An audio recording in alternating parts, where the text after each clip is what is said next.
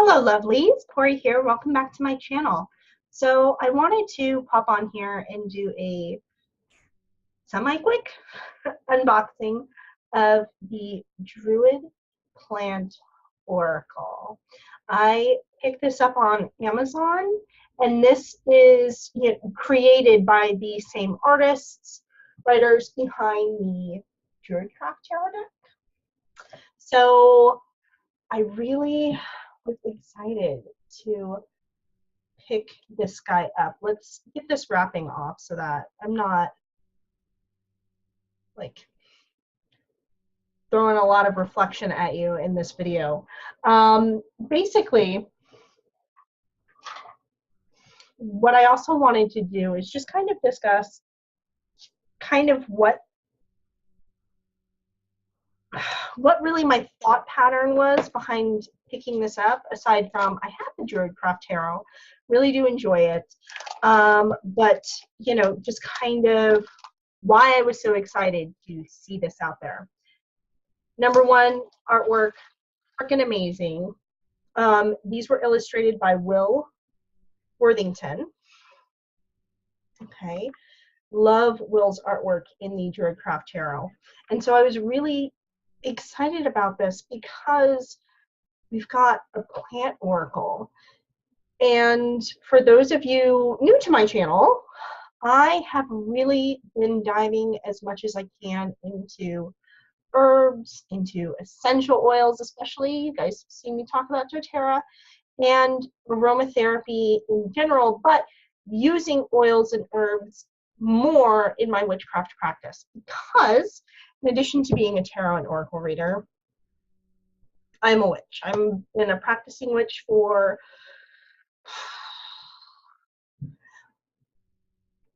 19 years? Since I was a teenager, well, 14, okay? Was when I started practicing. Self-dedicated at 15. Yes, 15. And I want to really bring more nature into my practice. When I first started practicing witchcraft, I lived in a townhome. Could go outside a little bit, but for the most part, I was confined to practicing craft in my room, worked mostly on the astral plane because as a teenager, I didn't have really a lot of access to herbs, to crystals, to things that most folks would build up and pull into their witchcraft practice over time. My magical cabinet was practically empty. I basically was just working with energy at that time. Energies that I could pull from my environment, my surrounding environment, and myself, and could pull in from the astral realms. So plants were never a really big part of my practice. I learned how to get away with bare minimum for several years. Even as I moved out of, you know, my mother's home, moved into apartments with my boyfriend, now husband, and didn't really have the space that I do now to just be open and pull in different elements into my craft practice from nature to really just kind of infuse my craft, especially with plants. So learning more about plants, even after practicing as long as I have, is very new to me. I've only used essential oils for the last 2 years, 2.5 years. You know, I had a couple anointing ones here and there, but I never fully used a full dram bottle. It was always secondary. So this is very exciting. Plants. Third reason. I'm returning to my roots. I am just really excited about revisiting all of the Celtic practices that I've kind of set aside for more what I refer to as American Wicca, for lack of a better term. My practice has become very eclectic over the years, pulling in elements when and where I can, using things that work for me, tossing things that don't. It's been a exercise of trying things on and shedding things. And I was heavily, heavily influenced by my Celtic ancestry when I started this path. And I want to return to it. I want to revisit all of the things about Celtic and just Irish, Welsh, and Scottish practices that I haven't really looked at in, I would say, a good 15 plus years. So Druid Plant Oracle covers all of those bases, I hope. So we'll take a look at this. This is deck of 36 cards. So we do have a pull tab. Okay. Book right up front.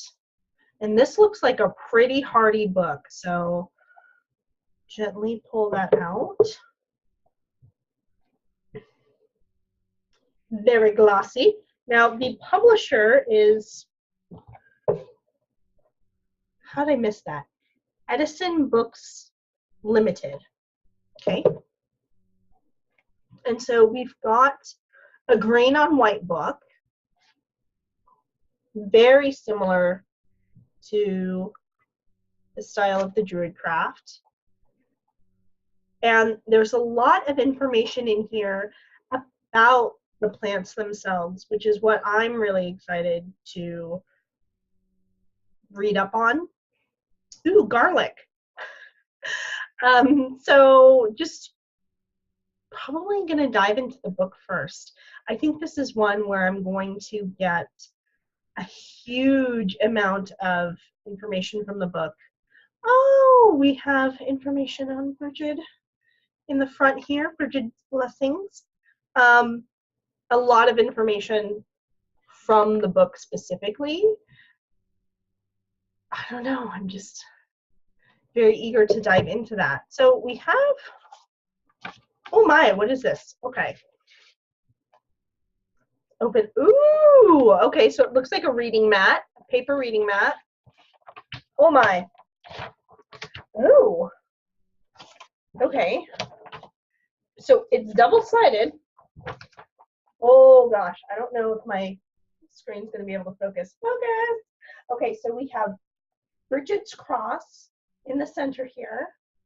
And I imagine this is a spread in the book. I'm hoping it is. And then on the other side, we have a cauldron, probably for Caradwyn. Look at that. Okay, so that's actually pretty cool that that's included in there. Had no idea, was not expecting that. So let's see if they mention, let's see, how to use the cards in the back of the book. And we do. So the very first spread that they mention is Brigid's cross spread, which I'm assuming is their take on the traditional Celtic cross. There's 9 cards in here rather than 10.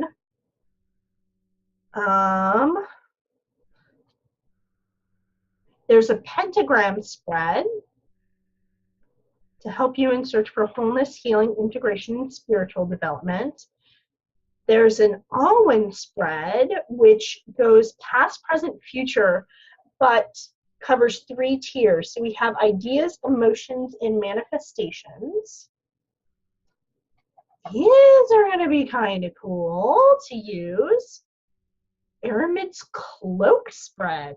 Woo, for general readings, excuse me, when a situation's unclear and you need to know what action to take. And yes, Carriagewin's Cauldron for exploring creative projects, for encouraging insight when everything seems to be in a state of flux. So that's pretty neat that they included that reading mat in there. I'm very excited about these spreads. Holy smokes. Okay. So, honestly, this is a pretty awesome book already, and we've like barely scratched the surface of it. So let's get these cards out of here. Ooh. And these are enormous cards. Just like the Druid Craft Tarot. I'm sorry, guys. I'm having trouble speaking right now, and part of that is because I'm getting over a cold. So if I sound just completely like roadie off the walls, I apologize. Just trying to get back into the swing of things after all of this. And so we've got a nice, gorgeous green backing. The Druid Craft Tarot has a gorgeous kind of burgundy brown backing. And we've got our first flower here. I really love this decorative border. Normally not a fan of borders, but I feel like this works really well for the plants. Almost makes me feel like I'm looking out a window into a garden.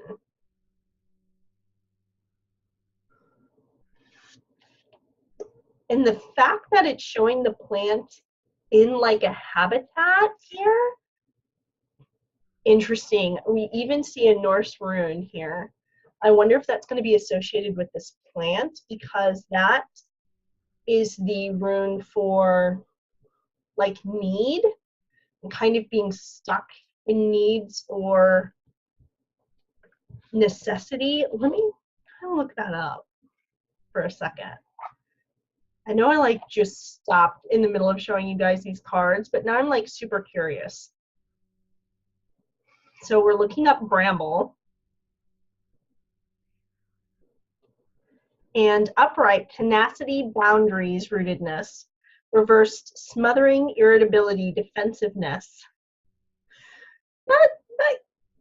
Those are some or similar associations with that rune. Let's see. Oh, okay. So this is actually an Ogham symbol. So for those of you that don't know, I am thinking particularly of Norse Elderfjord runes, which is a runic system, but the Celts have their own divinatory system called Ogham. So normally carved into wooden pieces, it's markings as well. So on the stone, which like I said is very similar to a Norse rune symbol, is actually the Ogham sign for bramble, M, which stands for mune. Some assign that symbol to vine, others to blackberry, but they added it here for bramble. So interesting. Okay. I don't read Ogham. But that is, like I had mentioned, as far as going back to my Celtic roots, I also wanted to touch upon and learn things in addition to plants that I really have had no experience with. And learning to read Ogham is one of those. So definitely interesting right there. Let's see. Lighting is better that way, I think. So these plants are just gorgeous.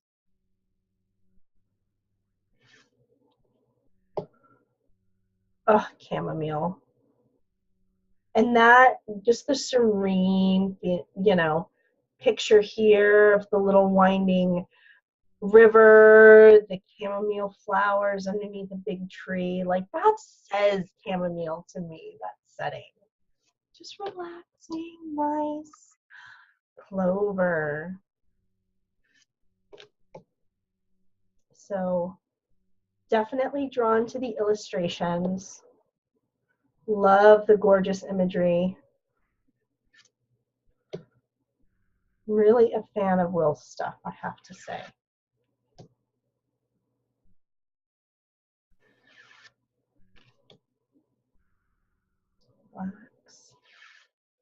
And so these are all in alphabetical order at first.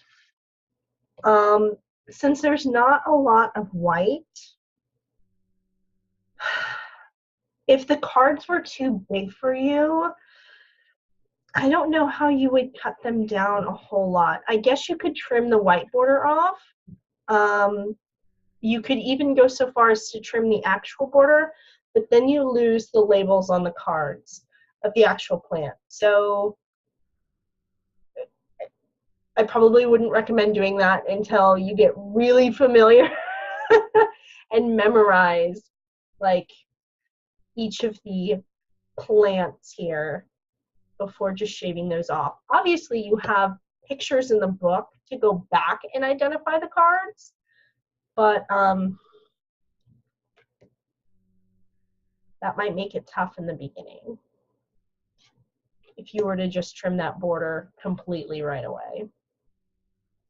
Although you would be left with a very just picturesque scene with a plant, mandrake, the guardians. Interesting.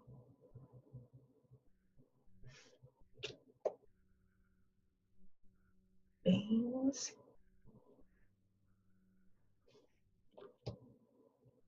Yarrow.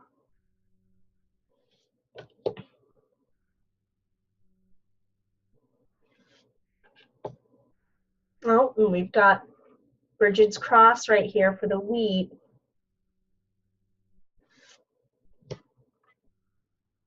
For vein. Puffball.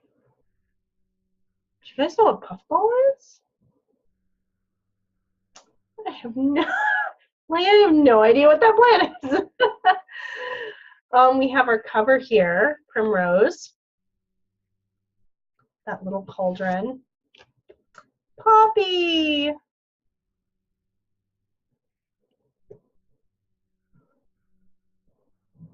Just really amazing imagery here, you guys. Metal. Mugwort. So we've got some traditional herbs that would be, you know, found in most witches' cabinets if you happen to work with herbs at all, which is fantastic. Now, there are other herb decks out there other than this one, right? So most recently, they've come out with the Hedge Witches Botanical, which was done by Teola Thompson, who did the Line Striders Tarot. So, oh, and we've got blank cards. Okay.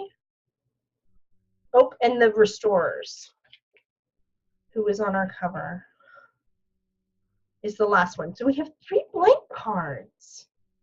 Okay.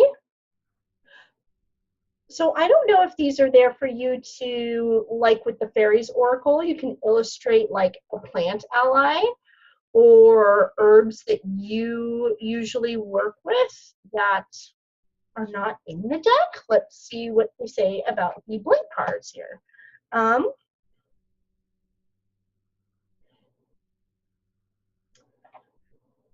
to use the cards, the blank cards. Okay, before you prepare to do a reading, decide what you want to do with the blank cards.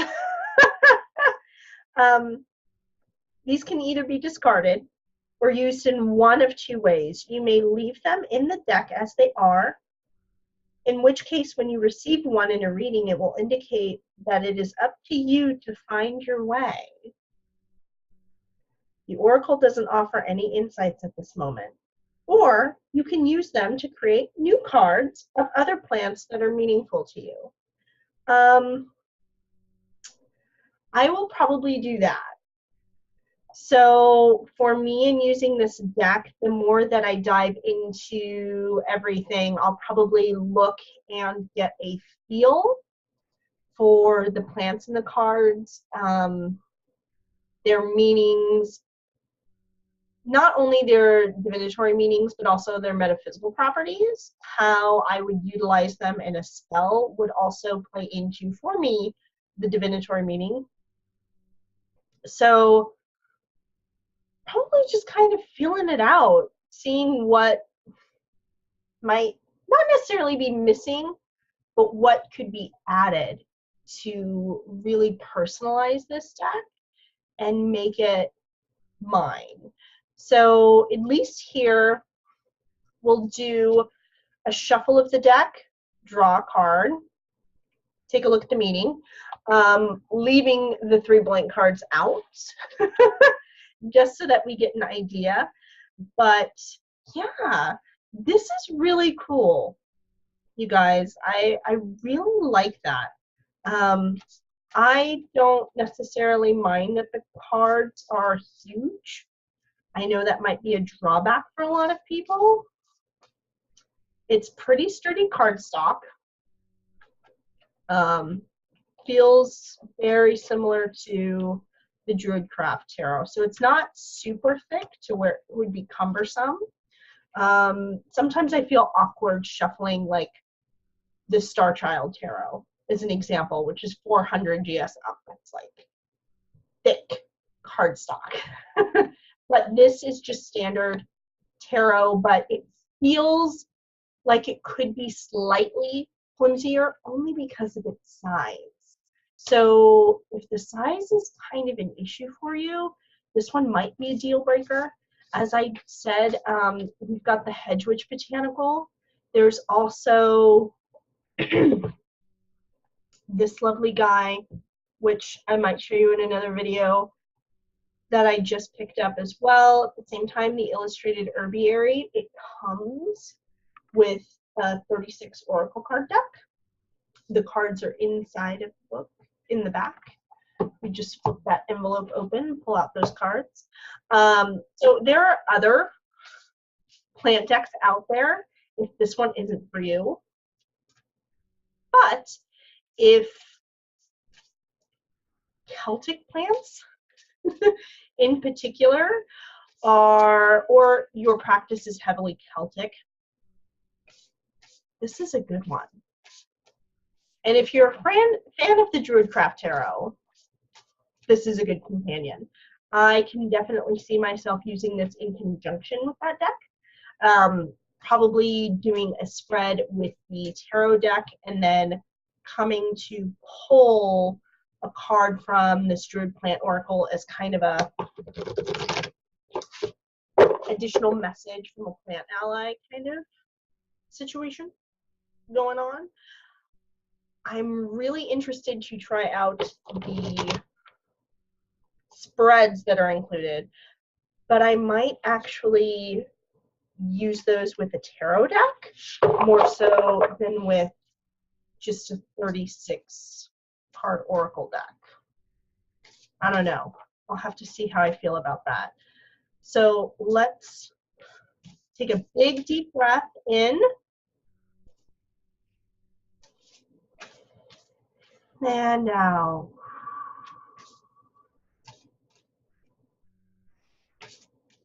And see what message Spirit has for us today.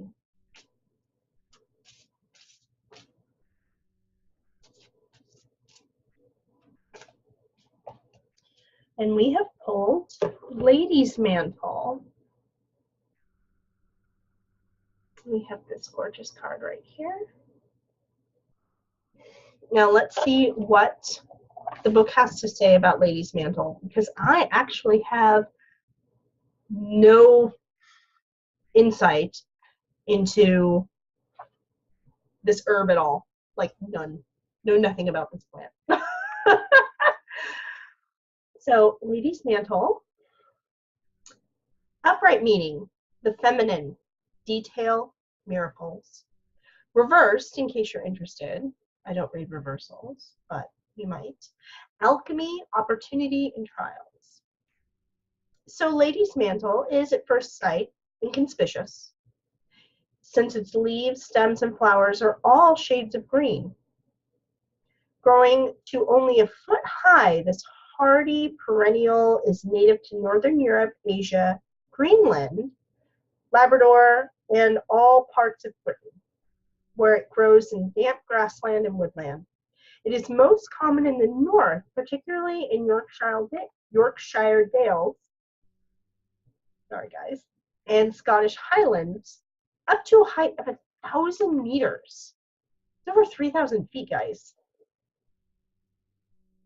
Dang. This card shows Lady's Mantle in the flower.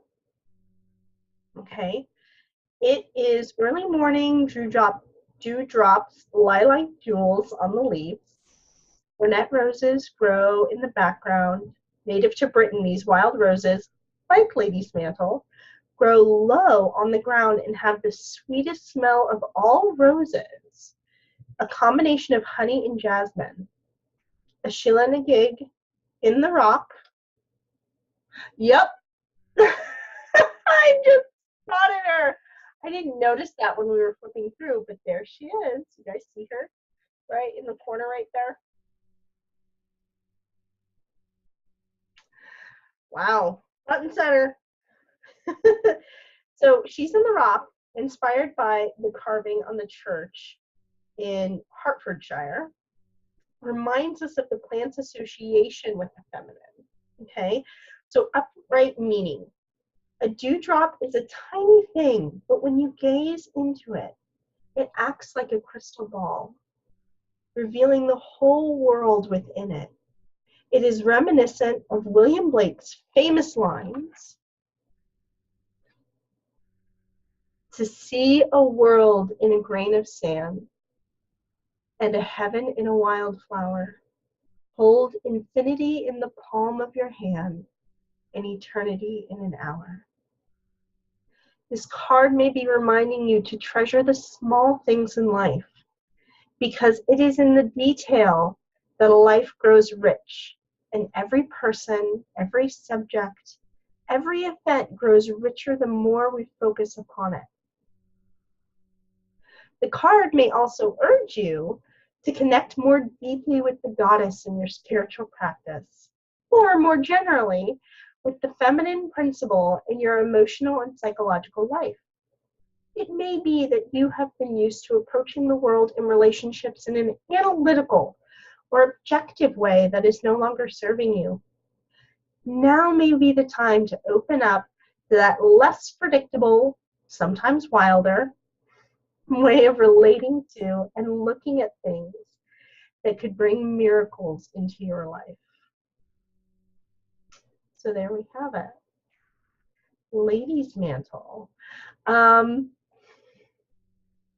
Which is amazing. And there's more information on here about the Lady's Mantle, how it was used, magical properties, its association with Beltane we have on here. Druids today might make an infusion of Lady's Mantle leaves to drink as a tea, add to a bath to help them connect with the goddess, etc. So very, very good stuff in this book, you guys. So we've got this yummy book, the paper spreads, the paper mat for those two spreads that were included with the book. We've got our deck along with some blank cards that I'm going to leave out while I kind of look through and see what it is that I want to utilize for these cards.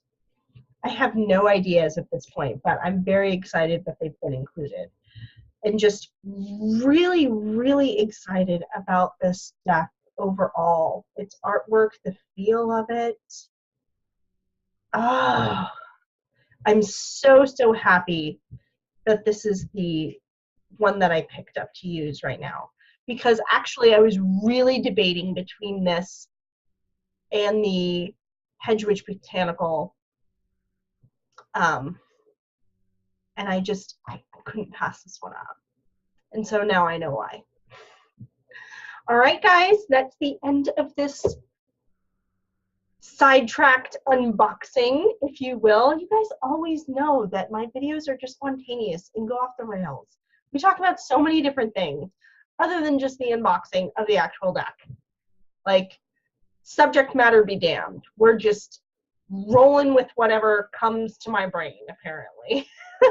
So I appreciate you guys for sticking with me on these rides. But thank you for spending time with me. I hope you enjoyed the video, and hopefully I will see you in the next one. But until then, blessed be.